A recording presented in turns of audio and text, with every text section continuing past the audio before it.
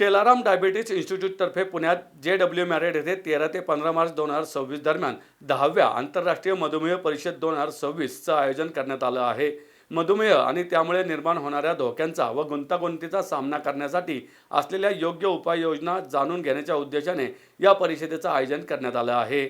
या परिषदेचे उद्घाटन महाराष्ट्र वैद्यकीय परिषद मुंबई येथील प्रशासक व केंद्र सरकारच्या आरोग्य व कुटुंब कल्याण मंत्रालयाच्या राष्ट्रीय सिकल सेल निर्मूलन अभियानाचे सदस्य व thalassemia and sickle cell society of इंडियाचे अध्यक्ष डॉक्टर विंकी रुगवानी यांच्या हस्ते होणार आहे।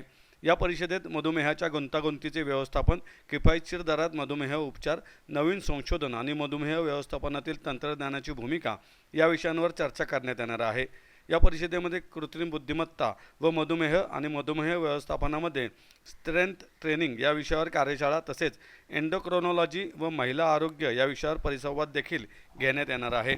अमेरिकेतील मेयो क्लिनिक, UK मधील King's College, Imperial College, University of Suffolk, University of Leicester आणि युनिव्हर्सिटी ऑफ एडिनबरो, स्वीडनमधील कॅरोलिन्स्का इन्स्टिट्यूट, ऑस्ट्रेलियातील Medical University of Graz, Singapore National University आणि इटलीतील युनिव्हर्सिटी ऑफ पादुआ येथील आंतरराष्ट्रीय तज्ज्ञ तसेच 70हून अधिक नामवंत भारतीय तज्ज्ञ या परिषदेत संवाद साधणार असून 2000हून अधिक प्रतिनिधी उपस्थित राहतील।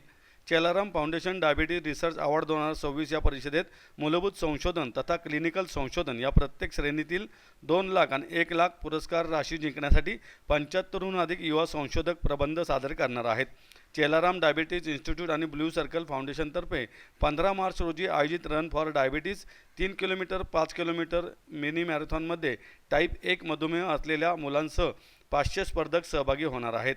स्वीडन येथील कॅरोलिन्स्का इन्स्टिट्यूटमधील प्राध्यापक मॉलिक्युलर मेडिसिन सेंटरमध्ये डायबिटीस इम्युनॉलॉजी या विषयावरील संशोधन गटाचे प्रमुख डॉक्टर करानी बी संजीवी यांना जीवनगौरव पुरस्कार प्रदान केला जाणार आहे। चेलाराम डायबिटीज इन्स्टिट्यूटचे मुख्य कार्यकारी अधिकारी डॉक्टर उन्नीकृष्णन AG यावेळी म्हणाले, 10व्या आंतरराष्ट्रीय मधुमेह परिषद 2026 मध्ये प्रख्यात मधुमेह तज्ज्ञ हे मधुमेह उपचार पद्धतींबाबत मार्गदर्शन करतील। या परिषदेच्या माध्यमातून ग्रामीण आणि शहरी भागातील रुग्णांचे मधुमेह व्यवस्थापन सुधारण्यास मदत होईल। चेलाराम डायबिटीज इन्स्टिट्यूटचे मुख्य वैद्यकीय संचालक व विंग कमांडर हर्षल मोरे म्हणाले की चेलाराम डायबिटीज इन्स्टिट्यूटमध्ये एकाच छताखाली अद्ययावत सेवा सुविधा उपलब्ध असून मधुमेह आणि त्यातून निर्माण होणाऱ्या गुंतागुंतीचा सामना करण्यासाठी संस्था अग्रस्थानी राहिली आहे। नमस्कार, मी डॉक्टर वेदवती पुरंदरे। मी चेलाराम डायबिटीज इन्स्टिट्यूट येथे मधुमेह तज्ज्ञ म्हणून कार्यरत आहे। इन्स्टिट्यूटतर्फे यावर्षी 13, 14, 15 मार्च रोजी 10th इंटरनॅशनल डायबिटीज समिट म्हणजेच आंतरराष्ट्रीय मधुमेह परिषद याचे आयोजन केलेले आहे। साधारण देशभरातून आणि जगभरातून 2000 डॉक्टर्स हे अटेंड करणार आहेत। त्यापैकी 10 फॅकल्टी मेंबर्स हे परदेशातील आहेत, जसे की America, UK, Singapore, Australia, Italy मधून 10 इंटरनॅशनल फॅकल्टी मेंबर्स डायबिटीजविषयी, ॲडव्हान्सेस इन थेरपी याविषयी सांगतील आपल्याला आणि साधारण 70 नॅशनल फॅकल्टी म्हणजे देशभरातील तज्ज्ञ डॉक्टर्स मधुमेह आणि त्याच्याशी निगडीत असलेल्या विषयांवर बोलणार आहेत।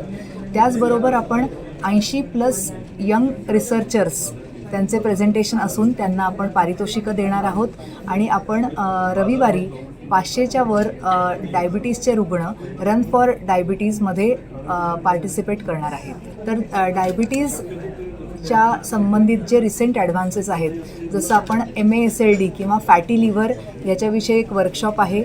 नंतर विमेन अँड डायबिटीज म्हणजे स्त्रियांमधील मधुमेह याच्याविषयी पण चर्चा करणार आहोत। नंतर बोन हेल्थ किंवा ऑस्टिओपोरोसिस इन डायबिटीज याविषयी चर्चा करणार आहोत।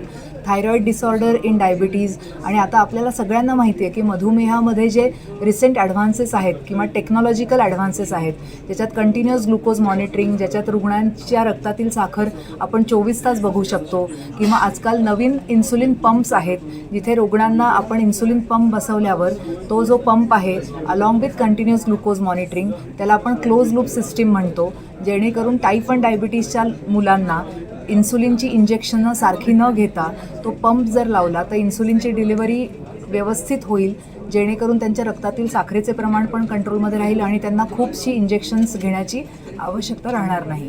तर आपण जे म्हणलं की 80 रिसर्चर्स, यंग रिसर्चर्स जे MD करत असतात, डॉक्टर्स किंवा डिप्लोमा इन डायबिटीज करत असतात, त्यांचे रिसर्चेस ते प्रेझेंट करतात. त्याच्यात बेसिक आणि क्लिनिकल या 2 कॅटेगरीजमध्ये आपण 2 लाखाचं पहिलं बक्षीस, 1 लाखाचं दुसरं बक्षीस आणि 25,000 रुपये for best clinical case presentation असं देणार आहोत.